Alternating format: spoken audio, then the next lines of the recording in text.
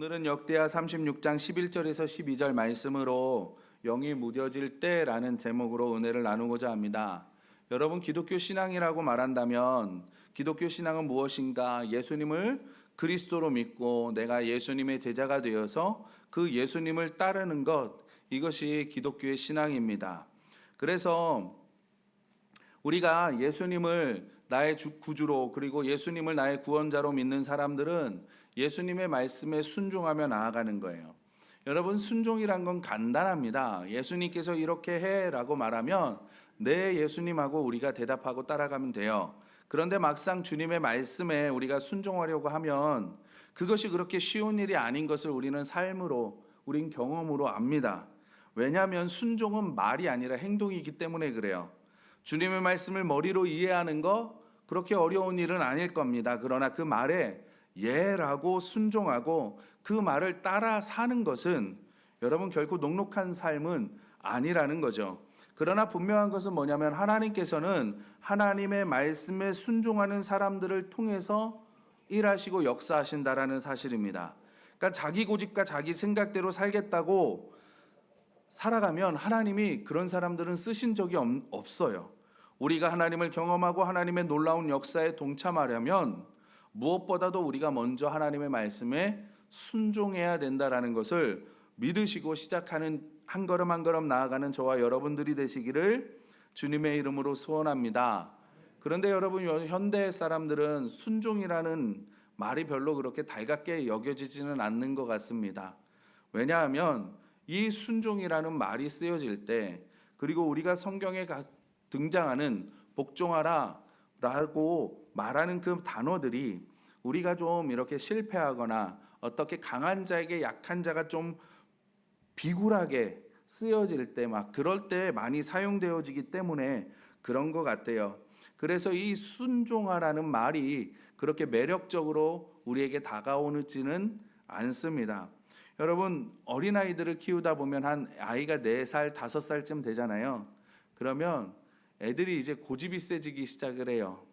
그래서 겨울에 뭐 미니스커트 같은 치마, 구멍 뽕뽕뽕뽕 뚫린 거, 슬리퍼 이런 거 신고 굳이 추운데 나갔다고 막 고집을 피우거든요. 그럴 때 이렇게 부모님들이 참 고민스러울 때가 있어요.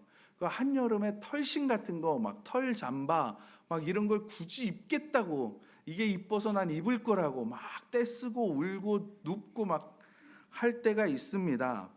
그러니까 그런 거예요. 하나님, 내가 알아서 할 테니까, 하나님, 내가 하나님을 알아서 믿을 테니까, 내가 알아서 하나님의 말씀 이렇게 따를 테니까 나한테 순종하라고 말씀하지 마십시오. 우리가 어쩌면 이 세상은 이게 맞는 건지 모르겠습니다. 그런데요, 하나님 편에서 우리가 순종이라는 것을 보면 이게 부정적인 것도 아니고 안 좋은 것도 아니고요, 우리에게 은혜입니다.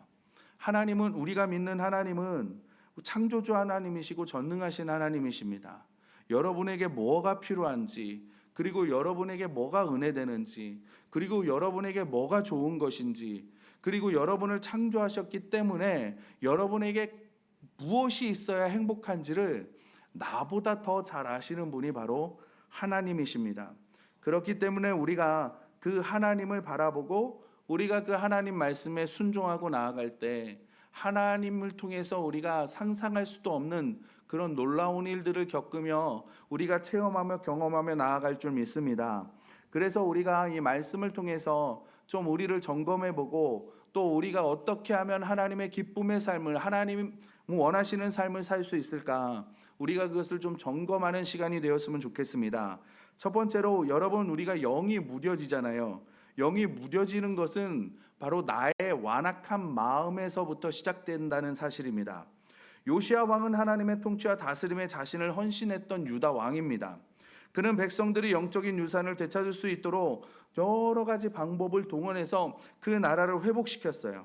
그래서 요시야 왕 하면 다윗 왕 다음으로 여겨지는, 손꼽아지는 굉장히 위대한 왕으로 남아 있습니다. 그러나 이 요시야 왕이 죽고 난 다음에 이 유다 땅에 연이은 전쟁으로 인해서 이 유다가 위태로워지기 시작을 해요. 십수년 동안 이집트와 그러니까 애굽과 바벨론 이 두 강대국 사이에서 이 강대국 줄다리기 타듯 권력 다툼을 합니다. 그에 따라서 유다의 왕들은 충성의 대상도 애굽이었다가 바벨론이었다가 이리저리 바뀌기까지 해요. 그리고 시드기야가 바벨론에 의해 권좌에 오르기까지 여러 왕이 있었지만 그 누구도 정직하게 또는 오랫동안 그 나라를 통치하지 못했습니다. 시드기야는 꼭두가시 통치자로 세워졌고 의지가 약했기 때문에 주위에 간사한 사람들의 말에 귀가 솔깃하게 돼요. 그리고 그들은 그에게 강대한 바벨론 통치자 느부갓네살에게 맞서 반역할 수 있다 말하면서 속삭이기 시작을 합니다. 그래서 오늘 13절 본문 말씀을 보면 또한 느부갓네살 왕이 그를 그의 하나님을 가리켜 맹세하게 하였으나 그가 왕을 배반하고 그가 누굽니까?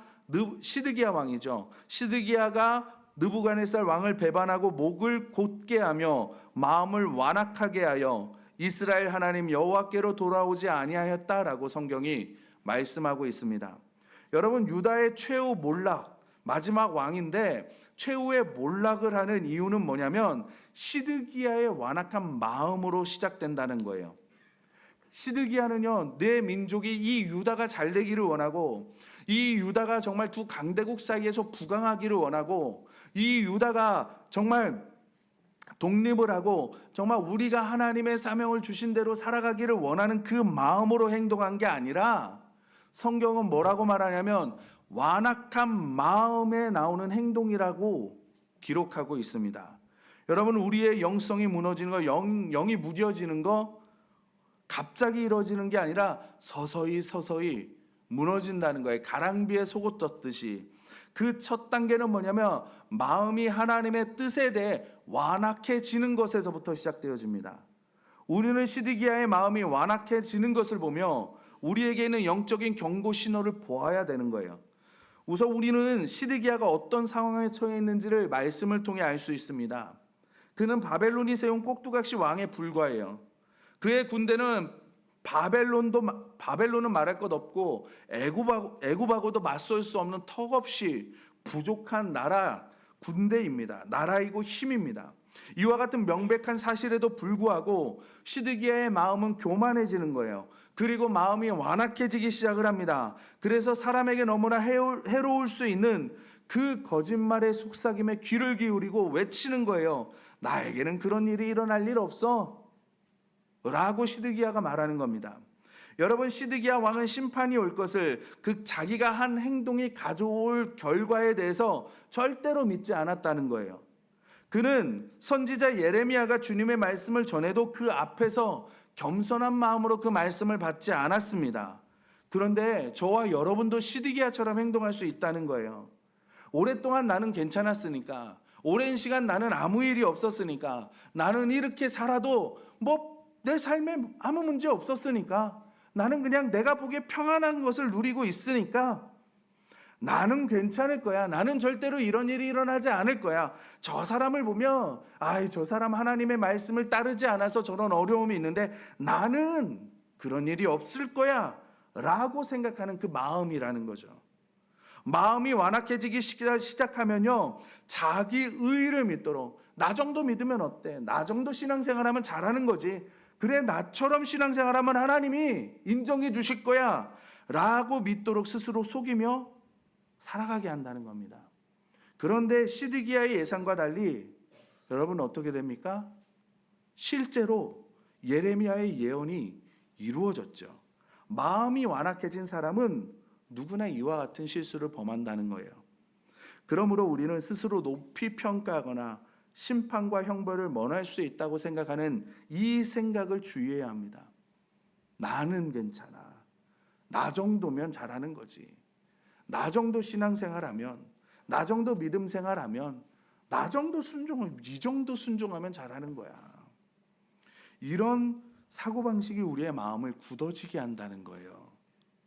여러분, 왜 교만이 위험하냐면 교만해지면 회개가 부족해집니다. 시드기야는 오늘 성경 본문에도 주님께 돌아갈 기회가 얼마든지 있었어요. 예레미야의 조언을 듣고 그 말씀을 듣고 주님의 말씀을 겸손히 인정할 수 있었습니다. 또한 자기 지혜에서 돌이켜 주님께 돌아감으로 그것을 내가 하나님의 말씀을 인정하고 겸손히 하나님 말씀에 엎드린다라는 것을 보여줄 수도 있었어요. 그러나 시드기야는 많은 선지자가 와서 얘기해도, 예레미야가 와서 얘기해도 내 길이 옳고 내 결정이 옳다라는 확신했기 때문에 돌이킬 필요성을 느끼지 못했다는 겁니다. 여러분, 우리는 자기 길과 자기가 내 인생의 주인이라는 생각에서 돌이켜야 됩니다. 그리고 예수 그리스도의 권위와 주권 아래 나를 내려놓아야 되는 겁니다. 여러분, 그 에덴 동산에서 하나님께서 선악과를 알게 하는 나무를 두신 이유가 무엇입니까? 하나님께서 이 에덴 동산을 아담과 하와가 다 다스리게 하고 모든 피조물들이 아담과 하와를 마치 하나님처럼 바라보아도 아담과 하와는 그 선악과를 보면서 어떤 마음을 가져야 되냐면, 나는 하나님이 만들어 주신 나도 피조물이지.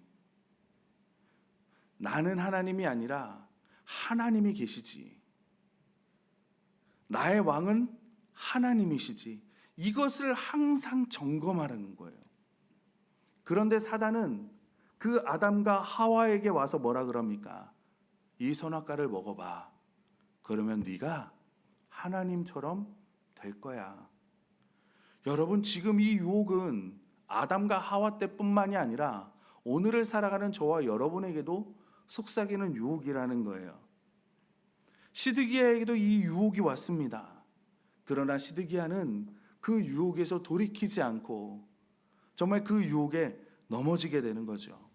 여러분, 유혹은 죄도 인정하고 가책도 느끼지만 실제로는 교만으로 인하여 그것에서 돌이키려는 적극적인 그런 행동을 취하지 않는 겁니다. 회개를 꺼린다는 것은 하나님의 일에 마음이 점점 완악해져 가고 하나님의 말씀에 점점 내 양심이 굳은 살이 박혀서 이제는 바늘로 찔러도 아프지 않은 굳은 살처럼 내 양심이 하나님의 말씀이 찔러도 아프지 않고 아무 감동도 없고 아무 느낌도 없는 점점 그런 상태를 말하는 거예요. 하나님은 이스라엘을 제사장으로 부르셨습니다. 그래서 처음부터 하나님은 이스라엘 백성을 이 땅에서 구별된 백성으로 만드실 계획을 가지고 계셨어요. 그들만이 주님을 위해 특별히 구별된 제사장 나라로서 하나님의 영광을 밝게 빛낼 겁니다. 이것으로 끝나냐? 아니요. 하나님께서는 그렇게 이스라엘을 거룩한 나라로 만드신 다음에 이스라엘이라는 나라를 통해서 모든 사람들을 구원하기를 원하셨습니다. 그러나 시드기야 시대에는요, 모든 제사장들과 우두머리들과 백성도 크게 범죄해서 이방의 모든 가증한 일들을 따라 했던 시대입니다. 다른 말로 하면 그들은 구별된 하나님의 백성이라는 거룩한 제사장 나라라는 지위를 버리고 주변 모든 백성의 길을 따라가기 시작했다는 거예요. 사랑하는 성도 여러분, 우리는 어떻습니까? 저와 여러분은 어떻습니까? 그리스도인으로서 우리의 삶을 잘 살펴보아야 합니다. 여러분, 나는 예수 그리스도의 이름을 부르지 않는 사람들과 그 사람들과의 삶과 달라 보이는 삶을 살고 있습니까? 나는 하나님의 백성임을 드러내는 뚜렷한 행동 양식을 나타내며 살아가고 있습니까? 만약 그렇지 않다면 우리는 주의해야 합니다. 지금 내 마음의 온도를 재봐야 돼요. 차갑게 식어가는 것은 아닌가? 하나님과의 관계가 점점 멀어지고 있는 것이 아닌가? 내가 빛 가운데 서지 않고 빛 가운데 그 빛과 점점 멀어져서 어둠을 내가 헤매고 있는 것은 아닌가? 점검해야 될 줄로 믿습니다. 그래서 저는 우리 모든 성도님들이 이것을 점검하고 정말 이 굳은 살이, 여러분, 굳은 살을 하나님 앞에 가지고 나아가면 하나님은 그 굳은 살 백인 그 살을 바꿔서 새 살이 돋아나게 해주실 줄 믿습니다. 그 은혜를 누리시는 저와 여러분들이 되시기를 주님의 이름으로 소원합니다. 두 번째로, 우리가 영으로 무뎌지면요, 하나님의 말씀을 멸시하게 됩니다. 여러분, 시드기야는 마음이 완악해졌음에도 불구하고 하나님의 선지자를 예레미야를 불렀어요. 그는 하나님이 민족의 앞날에 대해 무언가를 말씀해 주실 수도 있겠구나라고 생각을 하고 예레미야를 부른 겁니다. 그런데 이 예레미야의 이야기는 예레미야를 통해 하시는 말씀은 자신의 생각과 너무나 다른 심판의 메시지의 말씀을 주시는 거죠. 예레미야 38장 17절에 보면요, 만군의 하나님 이스라엘 하나님이 임금님에게 이렇게 말씀하십니다. 너는 바벨로니아 왕의 고관들에게 항복해라. 그러면 너는 너의 목숨을 구하고 이 도성도 불타지 않을 것이다. 그리고 너와 너의 집안이 모두 살아남게 될 것이다. 이 나라가 살 것이다 라고 말해요. 그러나 내가 바벨로니아 왕의 고관들에게 항복하지 않으면 이 도성이 바벨로니아 군대의 손아귀에 들어가고 그들은 이 도성에 불을 지를 것이고 너는 그들의 손에서 벗어날 수 없을 것이다 라고 말씀하십니다. 그러나 이 말씀에 하나님의 심판이 점점 다가오고 있음을 깨달은 시드기야. 그러나 시드기야는 정말 이 말씀을 따르지 않죠. 그리고 자신의 생각대로 완악한 마음을 가지고 자신의 고집대로 그냥 나아갑니다. 그런데 이 말씀을 보면 하나님의 큰 자비를 우리는 보게 됩니다. 백성들과 지도자들에게 하나님께서 돌아올 기회를 계속 주시는 거예요. 빨리 돌아와라, 빨리 돌아와라. 그리고 그들이 말해도 돌아오지 않고 말해도 돌아오지 않아도 하나님은 계속 인내하는 모습들을 우리에게 보여주십니다. 그러면서 또 하나님은 그들에게 말씀을 하시는 거예요. 정직하게 말씀을 하십니다. 신실하게 말씀을 하세요. 왜 그렇게 말씀하시냐면 우리는 나를 속이기 때문에 그래요. 여러분, 내가 내 스스로에게 나에게 굉장히 정직한 것 같죠. 그러나 여러분, 우리는 내 스스로 나에게 굉장히 속이는 삶을 많이 살아갑니다. 여러분, 저와 같은 몸을 가지고 계시는 분들 거울을 보면서 가끔 이런 생각 많이 하시죠. 아, 이 정도 근육이 있으면, 스스로 속이는 거예요. 여러분, 주변에서 여러분들에게 너 정도면 날씬해 그렇게 말하는데 우린 거울 보면서 왜 이렇게 살쪘지? 스스로 속이는 거예요. 그리고 옷장을 열면서 옷을 하나하나 이렇게 넘기면서 말하죠. 뭐라고 얘기해요? 입을 옷이 없네? 내가 입을 옷을 넘기면서 스스로 속이는 삶이라니까요. 여러분, 웃자고 하는 이야기지만 여러분, 정말 무섭게 스스로 속이는 것이 있습니다. 뭐냐면 신명기 29장에 보면 하나님께서 이스라엘 백성들에게 가나안에 들어가서 할 말씀들을 우리에게 주세요. 근데 신명기 28장은 뭐냐면 축복과 저주의 말씀입니다. 그런데 이 29장은 너희들이 이 말씀을 따르지 않을 때 결과에 대해서 이야기하는 거예요. 근데 뭐라고 말하냐면 이 저주의 말을 듣고도 심중에 스스로 복을 빌어 이르기를 내가 내 마음이 완악하여 젖은 것과 마른 것이 멸망할지라도 내게는 평안이 있으리라 할까 함이라. 여러분, 지금 하나님으로부터 마음을 멀리해서 우상을 섬기는 사람들의 특징을 뭐라 그래요? 그 사람은 완악하여 젖은 것과 마른 것이 멸망해도 자신은 평안하다 말하는 거예요. 그러니까 왜 이런 생각, 왜 이런 말을 할까? 그것을 말라기서가 우리에게 보여주고 있습니다. 말라기에 뭐라고 3장에 보면 하나님께서 뭐라 그러냐면 여호와가 이르노라 너희가 완악한 말로 나를 대적하고 이르기를 우리가 무슨 말로 주를 대적하나이까? 라고 말하는도다 라고 말해요. 그러니까 이 말이 배경이 어디에서 나오냐면 말하는 거예요. 하나님이 뭐라고 말씀하시냐면 1장에 너희가 내 이름을 멸시한다. 아니, 하나님, 우리가 언제 하나님을 멸시했습니까? 얘기를 하는 거예요. 그러면 보자, 너희들이 내 제단에 더러운 빵을 바치면서 나는 하나님 앞에 신실하게 제사를 드린다고 말한다. 그러니까 그러면서도 우리는 제단을 언제 우리가 더럽혔습니까? 너희들이 눈먼 짐승을 제물로 바치면서 괜찮다고 말한다. 그런 것들을 너희 총독에게 한번 바쳐봐라. 너희 상전에게 한번 바쳐봐라. 그들이 그것을 받고 반가워하겠냐, 고마워하겠냐, 감사하겠냐, 너희를 좋게 보겠느냐? 그런데 너희는 주께 차려드리는 상쯤 더러운 거, 병든 거, 그런 거 눈먼 짐승 바쳐도 괜찮아. 그러면서 너희들도 싫어하는 음식을 나에게 가져와서 제물이라고 나에게 바치는구나. 너희들이 지금 내 이름을 더럽혔다.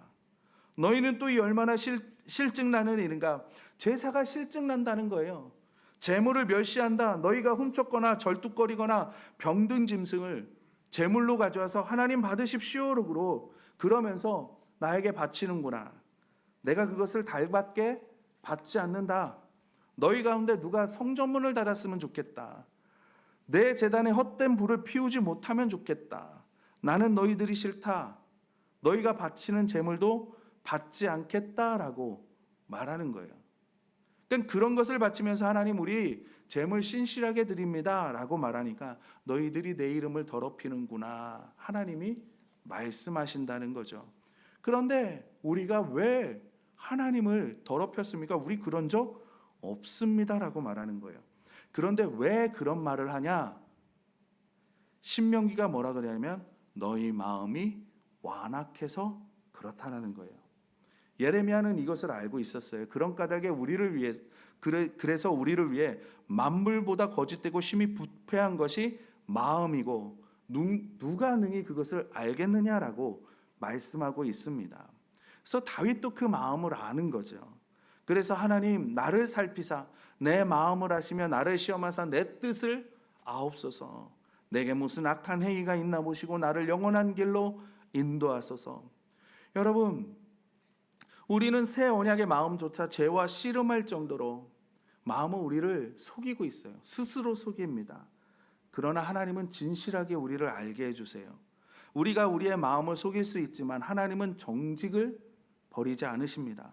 우리 마음은 우리를 편하고 편하게 느낄 수 있도록 만들어 주려고 우리를 스스로 속이려고 하지만 하나님은 어떻게 보면 잔인한 진실을 우리에게 선물로 주십니다.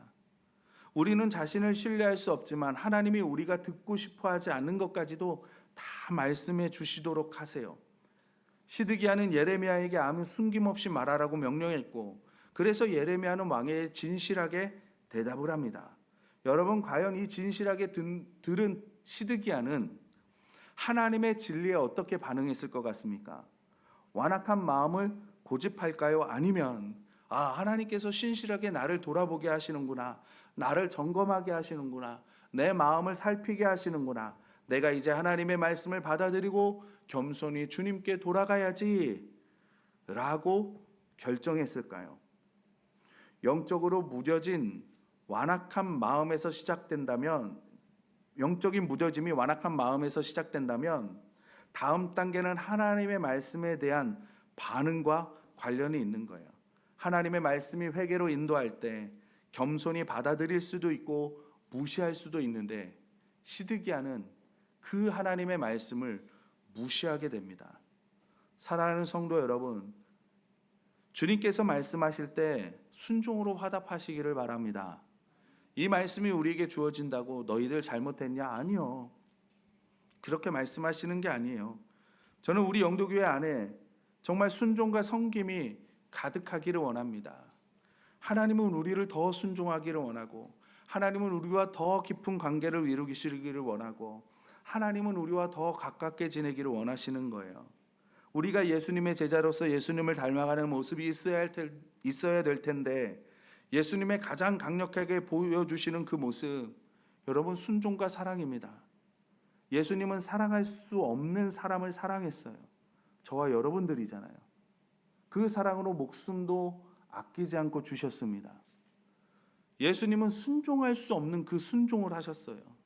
죄가 없으신 분인데 우리의 모든 죄를 지시고 십자가에서 돌아가셨잖아요.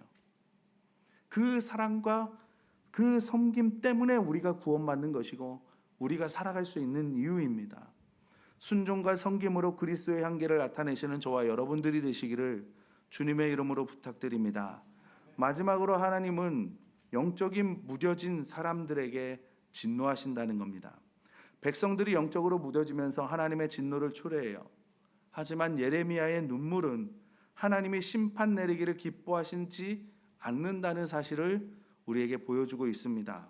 하나님은 모든 사람들이 회개하고 돌아오기를 원하십니다. 사랑하는 자들아, 주께는 하루가 천년 같고 천년이 하루 같다는 이 한 가지를 잊지 말라.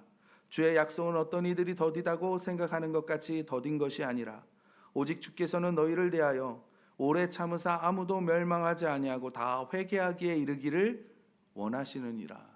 하나님이 원하시는 것은 뭐냐면 한 사람이라도 더 이 복음을 듣고 구원받기를 원하신다는 겁니다. 유다 백성들은 종말이 오리라고는 꿈에도 생각하지 못했습니다. 하루의 삶이 평소와 같은 어제와 같은 오늘과 같은 내일 그런 삶을 살아갔기 때문에 설마 우리가 망하겠어? 하나님이 망하게 말씀하신다 한들 정말 우리 이 예루살렘이 하나님을 예배하는 이 성전이 제사를 드리는 이 성전이 무너지겠어? 라고 유다가 생각했다는 거예요.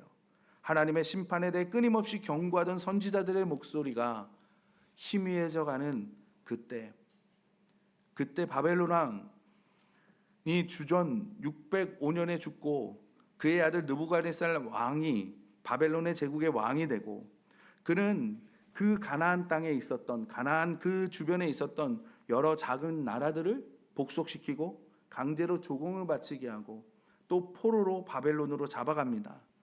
8년 뒤에 느부갓네살은 유다 왕 여호야김이 조공을 철회하는 것에 대해서 응징으로 예루살렘을 공격을 하고 주전 957년에 바벨론이 예루살렘의 방어를 뚫기 전에 여호야김이 죽게 됩니다. 그리고 이때 그의 아들 여호야긴과 대략 1만 명의 유다 사람들이 바벨론으로 포로로 끌려가요. 여호야긴의 삼촌이고 요시야 왕의 마지막 남은 아들인 그래서 시드기야가 왕이 되는 겁니다. 그래서 통치하고 있는데 시드기야도 바벨론의 조공을 철회하죠. 바벨론은 그것을 반역으로 여기고 그래서 결국에는 586년에 예루살렘이 함락이 됩니다. 바벨론은 예루살렘 성벽을 무너뜨렸고 솔로몬 성전을 포함해 주요 건물들을 다 파괴하고 백성들을 포로로 잡아가는 거예요. 아무도 믿지 않았습니다. 설마 하나님이 이렇게 하시겠어? 설마 그 말씀이 정말 성취되겠어? 그러나 결국은 남유다는 망하게 되었습니다.